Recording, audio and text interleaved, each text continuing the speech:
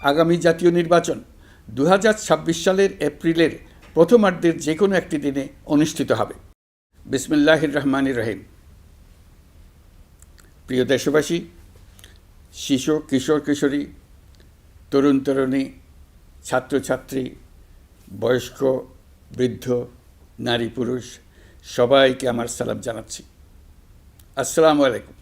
শুরুতেই আপনাদের সবাইকে জানাই পবিত্র ঈদুল আজহার শুভেচ্ছা। ঈদ মোবারক। প্রতি বছরই এই দিনটি আমাদের সামনে হাজির হয় ত্যাগের এক মহান দৃষ্টান্ত হয়ে। আমরা যদি কোরবানির মাহাত্ম্যকে ধারণ করে লোভ, স্বার্থপরতা, হিংসা বিদ্বেষ মুক্ত হয়ে সমাজ ও রাষ্ট্র বিনির্মাণে নিজেদের নিয়োজিত করতে না পারি, তাহলে কোরবানির ঈদ আনুষ্ঠানিকতা ছাড়া আর কিছুই নয়। আসুন এবছর কোরবানিকে সুন্দর, ত্যাগের মহিমায় মহিমান্বিত করে গরিব বান্ধব করে তোলে। প্রিয় দেশবাসী, কোরবানির পশুর চামড়া থেকে অর্জিত আয়ে আমার আপনার দরিদ্র আত্মীয় পরিজন, প্রান্তিক জনগোষ্ঠী ও দেশের লক্ষ লক্ষ মাদ্রাসা শিক্ষার্থী উপকৃত হয়। আমাদের গরিব স্বজন ও প্রতিবেশীরা তাদের হক যেন ঠিক ঠিক বুঝে পায়, সেদিকে আমাদের মনোযোগ দিতে হবে। তবেই এই উৎসবটি হয়ে উঠবে ধনী গরিব সকলেরই উৎসব। পশুর চামড়ার ন্যায্য মূল্য নির্ধারণ, বর্জ্য ব্যবস্থাপনা সহ সার্বিক বিষয়ে সুষ্ঠু ব্যবস্থাপনা নিশ্চিত করতে সরকারের একটি উচ্চ পর্যায়ের কমিটি কাজ করছে। একটি কন্ট্রোল রুমও খোলা হয়েছে।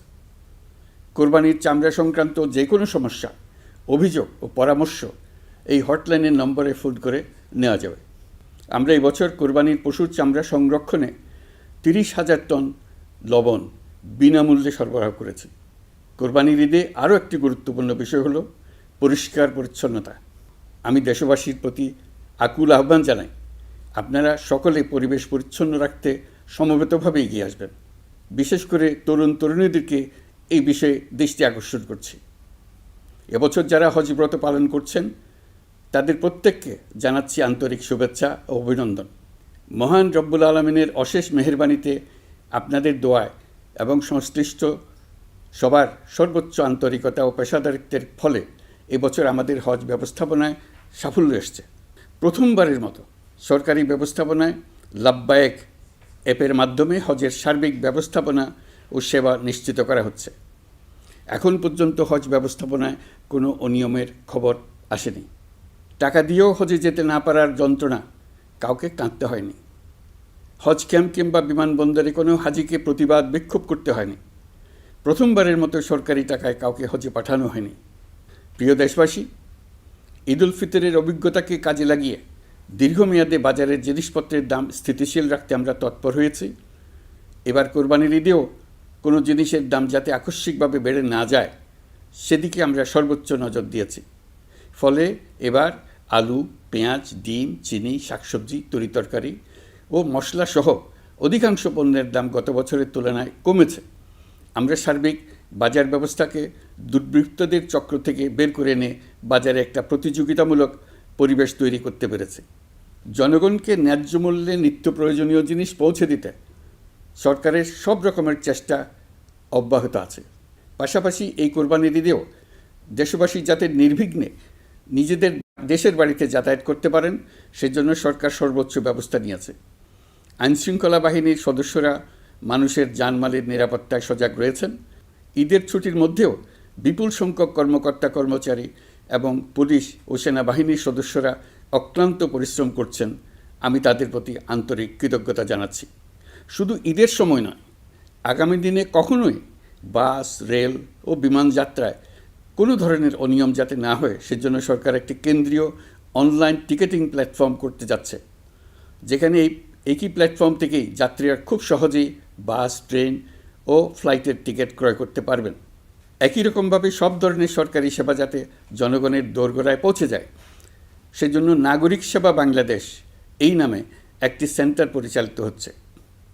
দেশের সর্বত্র শহরে, হাটে বাজারে তরুণ তরুণীদের মাধ্যমে বেসরকারি ব্যবস্থাপনায় সার্ভিস সেন্টার স্থাপনের কাজ শুরু করেছে। এটি ঢাকা শহরে কয়েকটি সেবাকেন্দ্রের মাধ্যমে শুরু হয়েছে। প্রশিক্ষণপ্রাপ্ত স্থানীয় তরুণ উদ্যোক্তারা নাগরিক সেবা কেন্দ্র থেকে সাধারণ নাগরিকদের এনআইডি পাসপোর্ট, লাইসেন্স, পুলিশের কাছে জিডি করা, কর ফাইলিং করা সহ বিভিন্ন সরকারি ডিজিটাল সেবা দেবেন। এর ফলে দালাল চক্রের খপ্পর থেকে মুক্তি পাওয়া যাবে, নানা রকম হয়রানি ও ভোগান্তি কমবে বলে আমরা আশাবাদী। এই প্রজেক্ট শূন্য বাজেটে আমরা শুরু করেছি। দেশের বিদ্যমান অব্যবহৃত সম্পদ ব্যবহার করেই সামনে এগিয়ে চলা সম্ভব, এটাই আমরা বাস্তবে করে দেখার চেষ্টা করছি। আমাদের চেষ্টা হচ্ছে প্রতিটি মন্ত্রণালয় থেকে যতগুলি সেবা এর আওতায় আনা যায় সবগুলোকে নিয়ে আসা। আমরা চেষ্টা করছি যাতে শিশু জন্মগ্রহণ করা মাত্রই তার জন্ম সনদ পেয়ে যায়। ওটাই হবে তার নাগরিক স্বীকৃতি এবং রাষ্ট্র কর্তৃক তার দায়িত্ব গ্রহণের অঙ্গীকার। ওইখান থেকেই যাবতীয় সকল সনদ সে তার নাগরিক অধিকার হিসেবে ক্রমাগতভাবে সম্মানের সঙ্গে পেতে থাকবে। এক অফিস থেকে আরেক অফিসে তার দৌড়াতে হবে না, দালালের পেছনে মাসের পর মাস ঘুরতে হবে না। বিদেশ সফরে গেলে সেখানকার প্রবাসী বাংলাদেশিরা প্রায় আমাদেরকে সরকারি সেবা পেতে নানা রকম দুর্ভোগের কথা জানান। প্রবাসীদের জন্য বিদেশে তাদের নিজ নিজ শহরে আমরা বেসরকারি উদ্যোগে পরিচালিত নাগরিক সেবা কেন্দ্র স্থাপনের উদ্যোগ নিচ্ছি। সেখান থেকে তারা পাসপোর্ট নবায়ন, জাতীয় পরিচয়পত্র ইত্যাদি সংগ্রহ করতে পারবেন।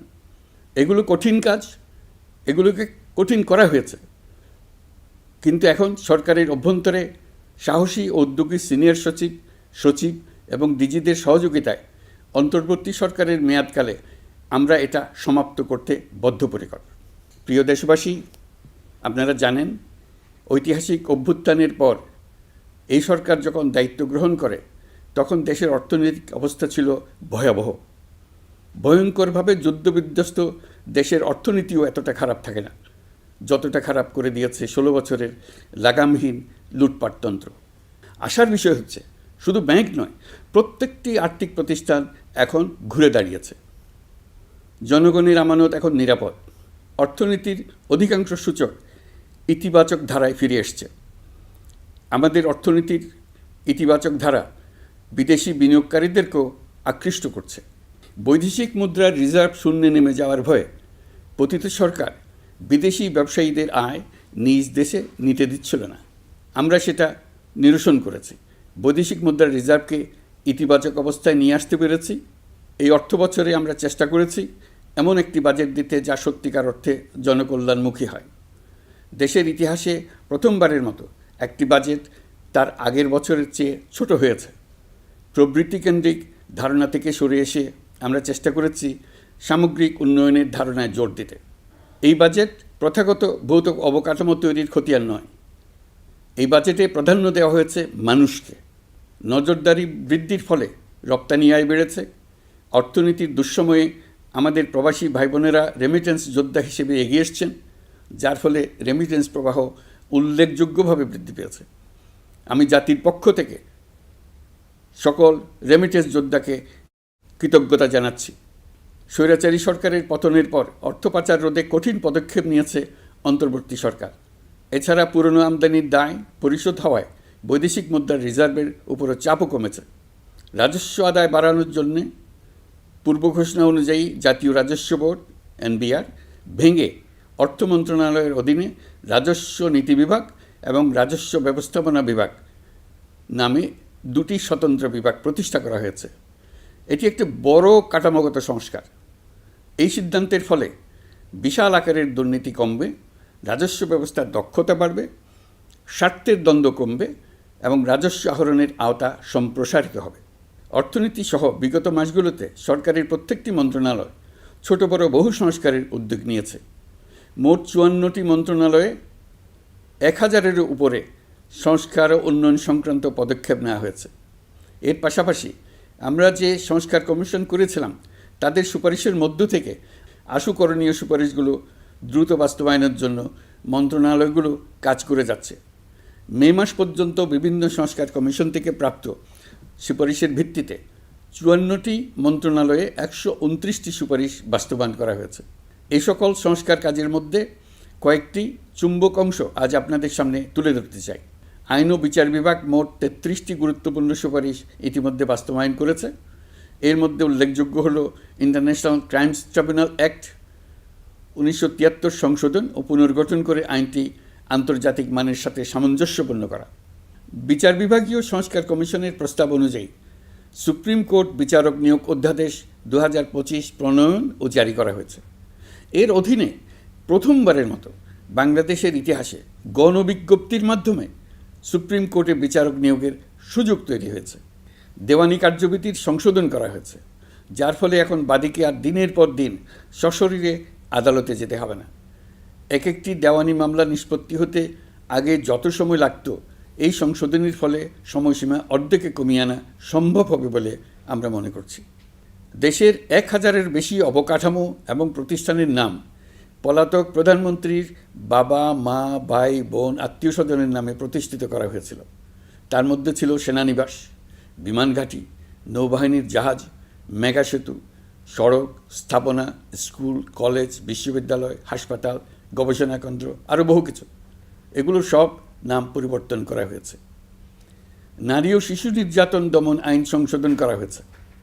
প্রবাসী ভাই বোনদের অনেক দিনের দাবির পরিপ্রেক্ষিতে পাওয়ার অফ অ্যাটর্নি বিধিমালা সংশোধন করা হয়েছে। এখন পুরনো পাসপোর্টে নো ভিসা রিকোয়ার্ড স্টিকার থাকলে কিংবা জন্মসনদ থাকলে বিদেশ থেকে পাওয়ার অফ অ্যাটর্নি সম্পাদন করতে পারবে। আগামী 2 মাসের মধ্যে আইনগত সহায়তা কার্যক্রম ব্যাপকভাবে বিস্তার করা হবে। বছরে এখন গড়ে 35,000 মামলা নিষ্পত্তি হয়। আমাদের লক্ষ্য এটিকে 2 লক্ষ মামলায় উন্নতি করা। মামলা দায়েরের 48 ঘন্টার মধ্যেই যাদের বিরুদ্ধে মামলার কোনো ভিত্তি নেই তাদের বাদ দেওয়ার ব্যবস্থা করা হচ্ছে। আমরা সর্বোচ্চ চেষ্টা করেছি দেশের মানুষকে লুটপাটতন্ত্র থেকে বের করে আনতে। আপনারা জানেন, বিগত 16 বছরে উন্নয়নের নামে মেগা প্রকল্প নিয়ে কী পরিমাণ লুটপাট হয়েছে। মেগা প্রকল্পগুলো যেন হয়ে উঠেছিল মেগা ডাকাতির প্রকল্প। আমরা দায়িত্ব গ্রহণের পরপরই বিভিন্ন উন্নয়ন প্রকল্প পুনরায় মূল্যায়ন করে দেখেছি যে প্রায় সব প্রকল্পেই ভৌতিক ব্যয় ধরা হয়েছে। শুধুমাত্র সড়ক পরিবহন ও মহাসড়ক বিভাগ, সেতু বিভাগ, রেল মন্ত্রণালয়, বিদ্যুৎ বিভাগ, জ্বালানি ও খনিজ সম্পদ বিভাগ, এই 5টি বিভাগে ব্যয় সংকোচ করা হয়েছে 46,308 কোটি টাকা। এই টাকা দিয়ে জ্বালানি খাতে সমস্ত বকেয়া মিটিয়ে দিয়ে বকেয়ার পরিমাণ শূন্যে নামিয়ে আনা হয়েছে। বৈদেশিক ঋণ পরিশোধ করে সব ধরনের ঋণের ফাঁদ থেকে বেরিয়ে আসা আমাদের অগ্রাধিকার। দেশে বিনিয়োগ বাড়ানো ও নতুন কর্মসংস্থান তৈরিতে আমাদের গুরুত্ব দিতেই হবে। তা না হলে এদেশকে আমরা যে স্থানে নিয়ে যেতে চাই সেখানে নিয়ে যাওয়া সম্ভব হবে না। বিনিয়োগ ও কর্মসংস্থানের ব্যাপারে রাজনৈতিক দল ও জনগণ আমাদের সর্বাত্মক সমর্থন করছেন। সকলের মধ্যে ব্যাপক আগ্রহ, কৌতূহল আমাদের অনুপ্রেরণা যোগাচ্ছে। সংশ্লিষ্টদের সঙ্গে আলোচনা করে বিনিয়োগ পরিবেশ উন্নত করতে 30টি মূল সংস্কার কাজকে অগ্রাধিকার দেওয়া হয়েছে এবং ইতিমধ্যে 18টি সুপারিশ বাস্তবায়ন করা হয়েছে। বিনিয়োগ বান্ধব পরিবেশ গড়ে তুলতে এবং দেশি বিদেশি শিল্প প্রতিষ্ঠানের মধ্যে সংযোগ সৃষ্টি করতে আমরা সর্বোচ্চ চেষ্টা করে যাচ্ছি। গত অক্টোবর হতে মার্চ পর্যন্ত নেট বিদেশি বিনিয়োগ এসছে মোট 756 মিলিয়ন মার্কিন ডলার, অর্থাৎ প্রায় 9,247 কোটি টাকা। বাংলাদেশ ইনভেস্টমেন্ট সামিট 2025-এ নির্দিষ্ট খাতভিত্তিক সেশনের মাধ্যমে ব্যবসায়ী চেম্বার, ব্যাংক ও বেসরকারি খাতের অন্যান্য অংশীদারদের মধ্যে আলোচনা হয়েছে। ইনভেস্টমেন্ট সামিটে বিদেশি বিনিয়োগকারীরা ও রাজনৈতিক দলগুলোর মধ্যেও আলোচনার জন্য আলাদা ব্যবস্থা রাখা হয়েছিল, যাতে করে পরবর্তীতে যে দলই ক্ষমতায় আসুক না কেন তারা যেন বিনিয়োগ বান্ধব বাংলাদেশ গড়তে নিজেদের প্রতিশ্রুতির কথা জানাতে পারেন। সম্প্রতি চীনের বাণিজ্যমন্ত্রী চীনের 100টি কোম্পানির প্রায় 150 বিনিয়োগকারী ও ব্যবসায়ী নিয়ে বাংলাদেশে এসছেন। আমরা আশা করছি খুব দ্রুতই বড় আকারের বিদেশি বিনিয়োগ দেখতে পাব। সম্প্রতি আমি চীন, কাতার, জাপান সহ কয়েকটি দেশ সফর করেছি। এসব সফরেও বিভিন্ন বৈঠকে বাংলাদেশের অর্থনৈতিক সম্ভাবনা অগ্রগতির কথা তুলে ধরেছি। দ্বিপাক্ষিক বাণিজ্য বিনিয়োগের বিষয়ে ফলপ্রসূ আলোচনা হয়েছে। আরও বেশি সংখ্যক বাংলাদেশি যাতে বিদেশে কর্মসংস্থানের সুযোগ পায় সে চেষ্টা করেছি। বাংলাদেশে কাতারি বিনিয়োগকারীদের জন্য একটি বিশেষ অর্থনৈতিক অঞ্চল গড়ে তোলার বিষয়ে আমাদের মধ্যে আলোচনা হয়েছে। বাংলাদেশের লাখো লাখো ছেলেমেয়েরা মাদ্রাসায় পড়াশোনা করে, তাদের জন্য প্রযুক্তি শিক্ষা ও বিদেশি ভাষা শিক্ষা চালু করতে আমরা কাতার চ্যারিটির সাহায্য চেয়েছি। গত মাসে আমি জাপান সফরে গিয়েছিলাম।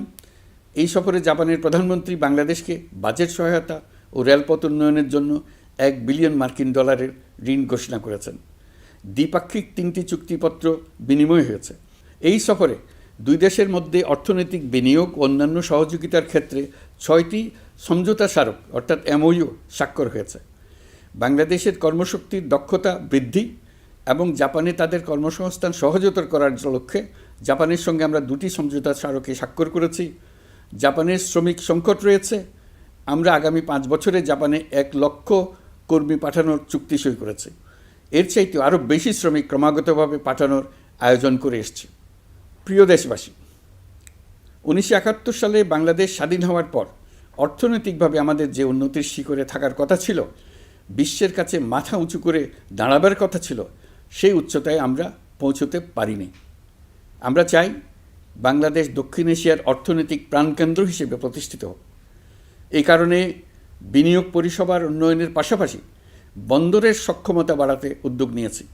এটা করা সম্ভব না হলে দেশের কোটি কোটি মানুষের বেকারত্ব ঘুচবে না, অর্থনৈতিক সংকট রয়েই যাবে। চট্টগ্রাম বন্দর নিয়ে অনেকের মধ্যে কৌতূহল তৈরি হয়েছে। মাঝে মাঝে এমন কথাও শুনেছি যে এই বন্দর বিদেশিদেরকে নাকি দিয়ে দেওয়া হচ্ছে। আমি আগেও জানিয়েছি, চট্টগ্রাম বন্দর হলো বাংলাদেশের অর্থনীতির হৃৎপিণ্ড। বর্তমানে এই হৃৎপিণ্ড অতি দুর্বল।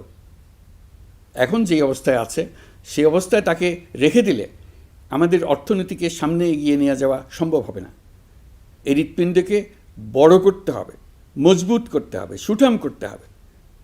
তা করতে হলে বহু উদ্যোগ গ্রহণ করতে হবে, অভিজ্ঞদের সাহায্য লাগবে।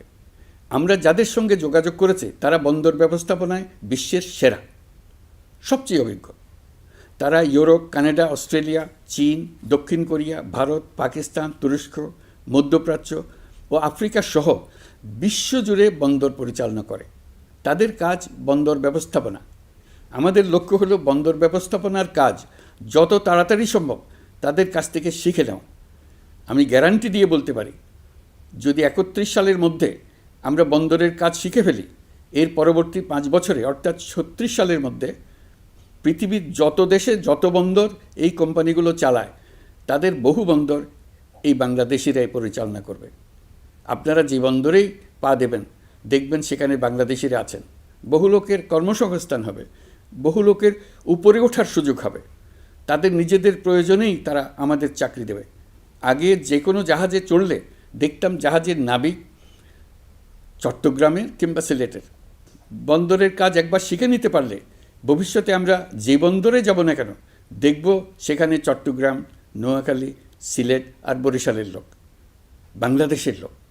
আমাদের বন্দর যদি আধুনিক হয় তা শুধু বাংলাদেশের অর্থনীতিতেই ভূমিকা রাখবে না, বরং আমরা নেপাল, ভুটান সহ পার্শ্ববর্তী সকল দেশের অর্থনীতিতে ইতিবাচক ভূমিকা রাখতে সক্ষম হব। এই বন্দরই হবে অঞ্চলের অর্থনীতির সমৃদ্ধির চাবিকাঠি। কুমিরা থেকে টেকনাফ পর্যন্ত নানা বন্দরের কর্মচাঞ্চল্যে সমগ্র উপকূল অঞ্চল দক্ষিণ এশিয়ার একটি গুরুত্বপূর্ণ অর্থনৈতিক প্রাণকেন্দ্র হিসেবে প্রতিষ্ঠিত হবে।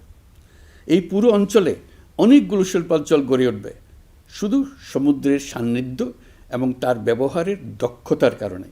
তার সঙ্গে গড়ে উঠবে আরেকটি নতুন শিল্প, আধুনিক পদ্ধতিতে সমুদ্রে মাছ পালন, আহরণ ও প্রক্রিয়াজাতকরণের শিল্প। এটি আরেকটি নতুন জগৎ সৃষ্টি করবে। এই ব্যাপারে আমরা আমাদের বন্ধু দেশগুলোর সঙ্গে আলোচনা শুরু করেছি এবং তারা উৎসাহ সহকারে সাড়া দিয়েছেন।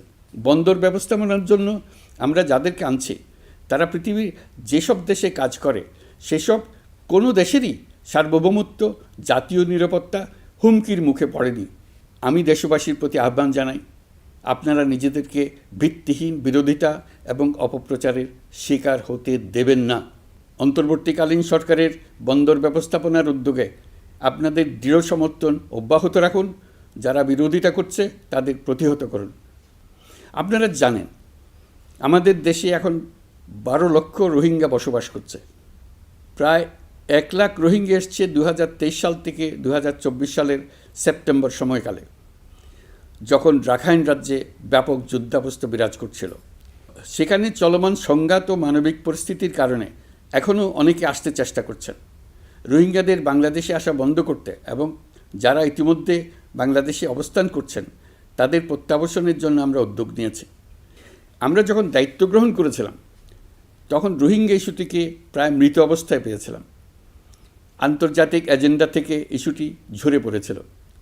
সেই অবস্থা থেকে আমরা ইস্যুটিকে বিশ্ববাসীর দৃষ্টির সম্মুখভাবে নিয়ে আসতে পেরেছি।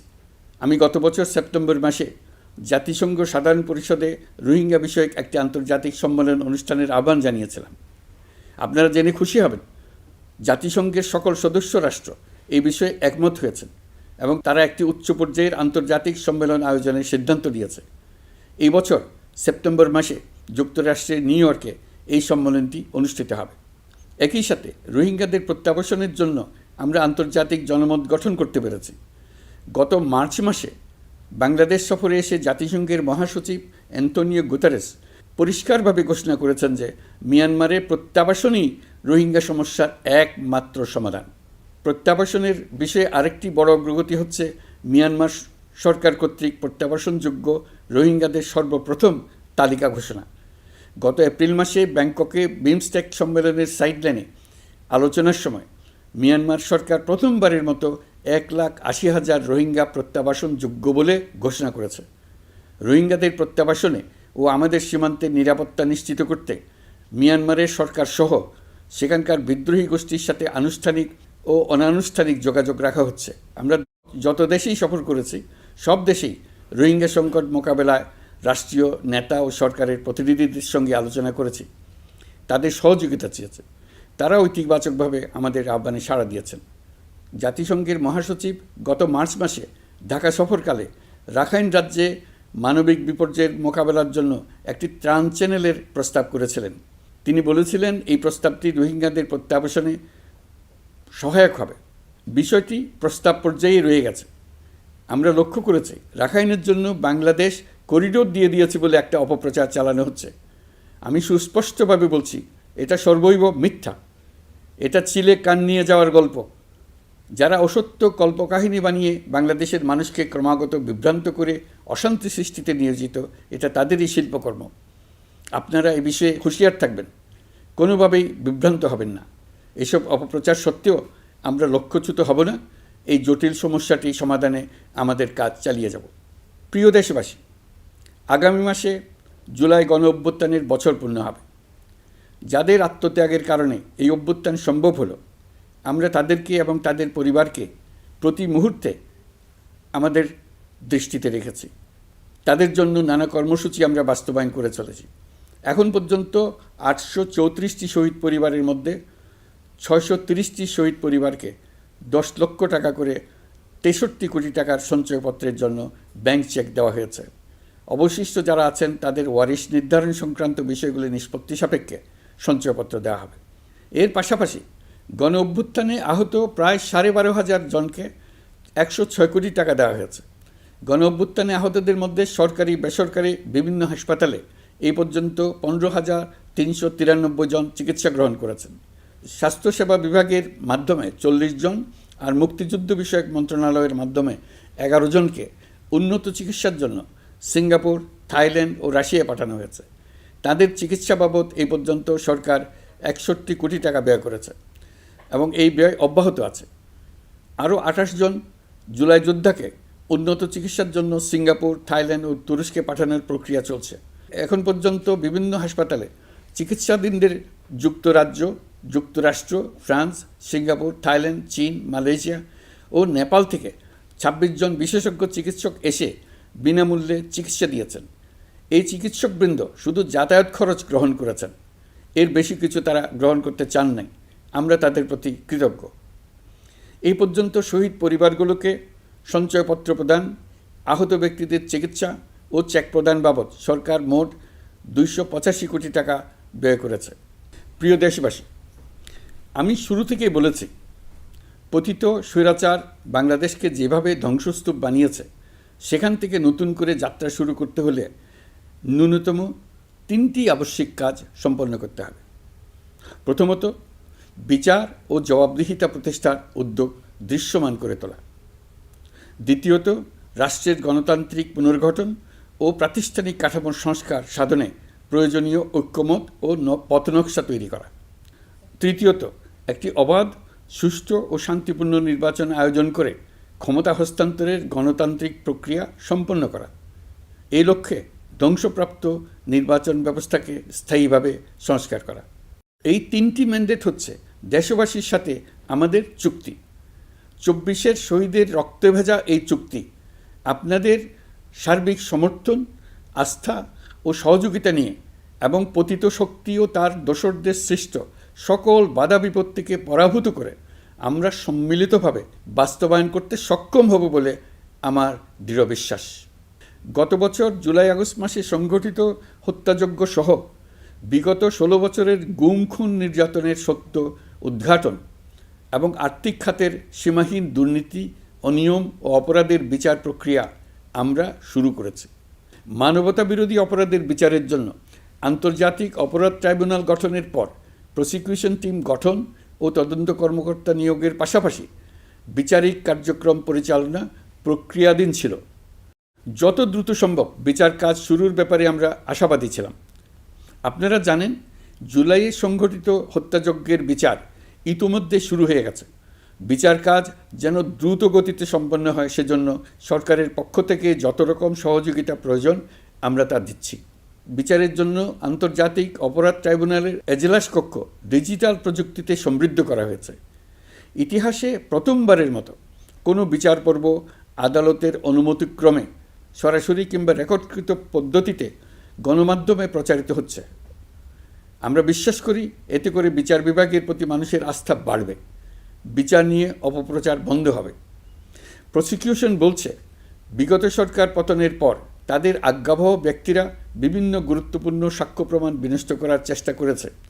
থানা, হাসপাতাল সহ গুরুত্বপূর্ণ স্থানের দলিলপত্র পুড়িয়ে বা লুকিয়ে নষ্ট করার চেষ্টা করা হয়েছে।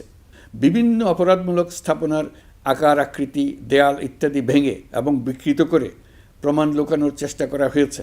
বিভিন্ন ডিজিটাল এভিডেন্স যেমন ভিডিও, অডিও, ইন্টারনেট ডেটা যেগুলো ডিলিট বা ধ্বংস করার চেষ্টা করা হয়েছে, তদন্ত কর্মকর্তারা সর্বাধুনিক প্রযুক্তি ব্যবহার করে সেগুলো রিকভার এবং রেস্টোর করার কাজ করছেন। এই কাজে আমরা দেশবাসীর কাছেও সহযোগিতা কামনা করছি। স্বৈরাচারী সরকারের আমলে গত 16 বছরে রাজনৈতিক ভিন্নমত দমনের জন্য বিপুল সংখ্যক মানুষকে গুম করা হয়েছিল। এই মানুষগুলোকে এমন সব বন্দিশালায় আটকে রাখা হয়েছিল যাদের কোনোটির আয়তন ছিল মাত্র 3 ফিট বাই 3 ফিট। গুমের ঘটনা তদন্ত ও এই ভয়াবহ অপরাধের সঙ্গে যারা জড়িত তাদের বিচারের জন্য একটি স্বাধীন গুম সংক্রান্ত কমিশন নিরলসভাবে কাজ করে যাচ্ছে। তারা গুমের এমন রোমহর্ষক ঘটনা আবিষ্কার করেছে যা নিষ্ঠুরতার চূড়ান্ত সীমা ছাড়িয়ে গেছে। মানুষকে পেট কেটে সিমেন্টের বস্তা ঢুকিয়ে নদীতে ডুবিয়ে দেওয়া হতো, ইঞ্জেকশন দিয়ে অজ্ঞান করে জ্বলন্ত ইটভাটায় নিক্ষেপ করা হতো, ট্রেন ও গাড়ির নিচে ছুঁড়ে ফেলা হতো। কমিশন এখন পর্যন্ত 2টি অন্তর্বর্তীকালীন প্রতিবেদন জমা দিয়েছে। তারা এখনও প্রতিনিয়ত নতুন অভিযোগ পাচ্ছে। ইতিমধ্যে গুমের তদন্ত কার্যক্রমের জন্য ঢাকা শহরের 3টি, চাঁপাইনবাবগঞ্জ ও বগুড়া জেলায় 3টি গুমের কেন্দ্র পরিদর্শন ও সাক্ষ্য গ্রহণ করা হয়েছে। তদন্ত কাজে মানুষের সম্পৃক্ততা বাড়াতে বিশ্ববিদ্যালয়, মাদ্রাসা পর্যায়ে গণশুনানি গ্রহণ করা হয়েছে। মোট 8 শতাধিক শিক্ষার্থী, শিক্ষক, সাধারণ মানুষ গণশুনানিতে অংশ নিয়েছেন। গুম সংক্রান্ত বেশ কিছু অভিযোগ ইতোমধ্যে আন্তর্জাতিক অপরাধ ট্রাইব্যুনালের তদন্ত সংস্থার কাছে জমা হয়েছে। এছাড়াও এই সংক্রান্ত একটা আইন প্রণয়নের কাজ প্রায় শেষ পর্যায়ে আছে। অল্প কিছুদিনের মধ্যেই এটি চূড়ান্ত হবে বলে আশা করছি। গত 16 বছর ধরে এদেশের প্রতিটি স্তরে অপরাধ, অনিয়ম, দুর্নীতির ভাইরাস ছড়িয়ে পড়েছিল। এই রোগাক্রান্ত রাষ্ট্র ব্যবস্থাকে রোগমুক্ত করে জনগণের কল্যাণমুখী করতে হলে আমাদের রাজনৈতিক দলগুলোর সক্রিয় অংশগ্রহণ জরুরি। আমরা দায়িত্ব নেবার পর থেকেই রাজনৈতিক দলগুলোর সাথে নিয়মিত যোগাযোগ রেখেছি। বিভিন্ন ইস্যুতে রাজনৈতিক নেতাদের সঙ্গে আলাদা এবং একত্রিতভাবে বৈঠক করেছি। সর্বশেষ গত মাসের শেষ সপ্তাহেও বিভিন্ন রাজনৈতিক দলের নেতৃবৃন্দের সঙ্গে আমি বৈঠক করেছি এবং চলতি সপ্তাহে জাতীয় ঐক্যমত কমিশনের 2য় পর্বের আলোচনা শুরু করেছি। সরকার পরিচালনায় তারা তাদের গুরুত্বপূর্ণ মতামত তুলে ধরেছেন। রাজনৈতিক দলগুলো শুরু থেকে আমাদের সাথে সহযোগিতা করে আসছেন এবং সবসময় তারা সহযোগিতা অব্যাহত রাখার প্রতিশ্রুতি দিয়েছে। প্রিয় দেশবাসী, আপনাদের নিশ্চয় মনে আছে জুলাই গণঅভ্যুত্থানে নেতৃত্ব অংশ নেওয়া শিক্ষার্থীরা একটি জুলাই ঘোষণাপত্র দেওয়ার কথা জানিয়েছিল। তারা আমাকেও সেখানে আমন্ত্রণ জানায়। আমি বলেছিলাম দেশের সকল রাজনৈতিক ব্যক্তিবর্গ, নাগরিক সমাজের প্রতিনিধি সহ অন্যদের সঙ্গে নিয়ে সকলে মিলে এই ঘোষণাপত্র দেওয়া ভালো হবে। এর পাশাপাশি আগামী জুলাই মাসেই সকল রাজনৈতিক দলের ঐকমত্যের ভিত্তিতে একটি জুলাই সনদ প্রস্তুত করে আমরা জাতির সামনে উপস্থাপন করতে পারব বলে আশা করছি। এই জুলাই সনদ হলো একটি প্রতিশ্রুতি, একটি জনকল্যাণমুখী রাষ্ট্র নির্মাণের জন্য সংস্কার কমিশন যে প্রস্তাবগুলো দিয়েছে সেগুলোর মধ্য থেকে রাজনৈতিক দলগুলো যে কয়টিতে একমত হয়েছে তার তালিকা থাকবে এই সনদে। জুলাই সনদে স্বাক্ষর করে তারা জাতির কাছে সেগুলো বাস্তবায়নের অঙ্গীকার করবে। জুলাই সনদ অনুযায়ী আশু করণীয় সংস্কার কাজগুলো আমরা বাস্তবায়ন করতে প্রতিজ্ঞাবদ্ধ। বাকি অংশের বেশ কিছু কাজও আমরা শুরু করে যেতে চাই। আশা করি অবশিষ্ট অংশ পরবর্তীতে নির্বাচিত সরকারের মাধ্যমে বাস্তবায়ন অব্যাহত থাকবে। প্রাতিষ্ঠানিক সংস্কারের দৃঢ় প্রতিশ্রুতি বাস্তবায়নে আমাদেরকে দৃঢ়ভাবে এবং ঐক্যবদ্ধভাবে এগিয়ে যেতে হবে। এর কোনো বিকল্প নেই। এর বাস্তবায়নের মাধ্যমে পুরো বিশ্বের কাছে দেশের নতুন ঐক্যবদ্ধ ভাবমূর্তি তুলে ধরা যাবে। বিশ্বব্যাপী সবার কাছে জাতি হিসেবে বাংলাদেশের শক্তি সম্পর্কে স্পষ্ট ধারণা তৈরি হবে। ঐকমত্য কমিশন গঠন করা আমাদের একটি দুঃসাহসিক উদ্যোগ ছিল। অন্য কোনো দেশে এমন কোনো নজির নেই। এর মাধ্যমে আমরা জাতি হিসেবে রাজনৈতিক গভীরতার সন্ধান পেয়েছি।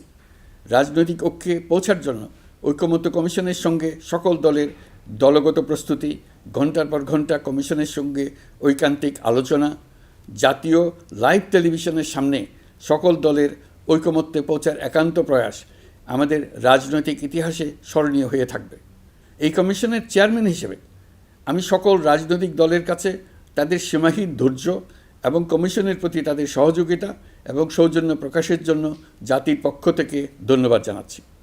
আশা করি আমাদের অসমাপ্ত কাজ সমাপ্ত করে শিগগিরই পূর্ণাঙ্গ জুলাই সনদ তৈরি করে জাতির জন্য একটা নতুন পথ নির্দেশনা রেখে যেতে পারব।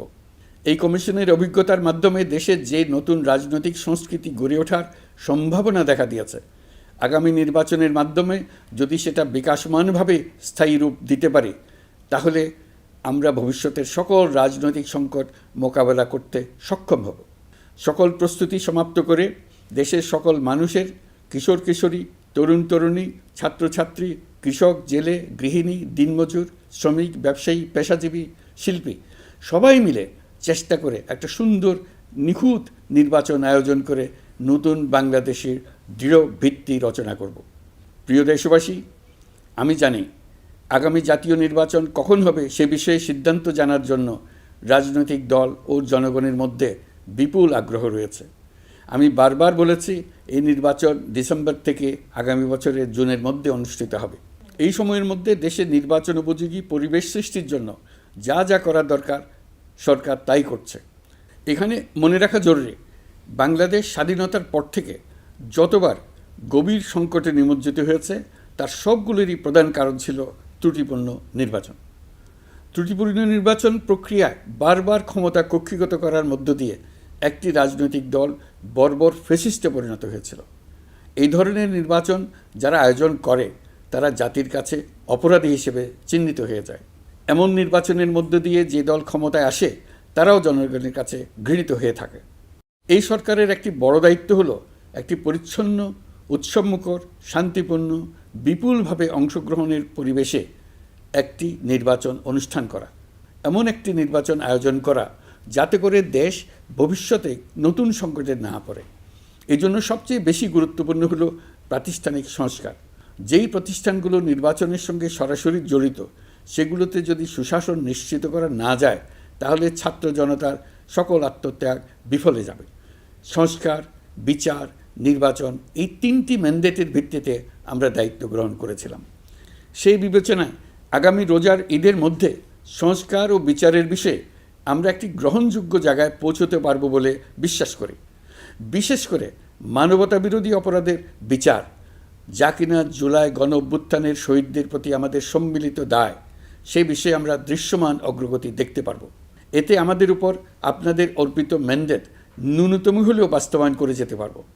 সেই বিবেচনায় ও ইতিহাসে সবচেয়ে অবাধ, সুষ্ঠু, প্রতিদ্বন্দ্বিতামূলক ও গ্রহণযোগ্য নির্বাচন আয়োজনের জন্য সকল পক্ষের সঙ্গে আমরা আলোচনা করেছি।